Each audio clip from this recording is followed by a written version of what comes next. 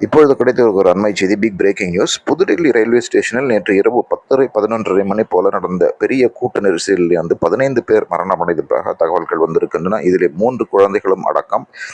பிரயாகராஜ் செல்ல இருந்த ஒரு சிறப்பு ரயிலில் ஏறுவதற்காக ஏராளமான மக்கள் முட்டி மோதி கூட்டத்தில் ஏறியதாலே கூட்ட நெரிசல் ஏற்பட்டதாக தெரிகிறது. அதே வேளையில் பக்கத்தில் இருந்த பிளாட்ஃபார்மில் 2 ரயில்கள் வந்து சேர்ந்திருந்தன. இது எல்லாம் சேர்ந்து மிகப்பெரிய ஒரு கூட்ட நெரிசல் ஏற்பட்டிருக்கிறது.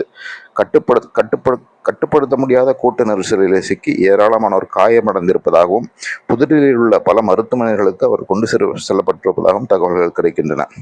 கும்பமேளா முடியப்போகும் ஒரு சில நாட்களில் உள்ள வேளையிலே மிகப்பெரிய ஒரு கூட்டம் பிரயாகராஜை நோக்கி சென்று கொண்டிருக்கிறது.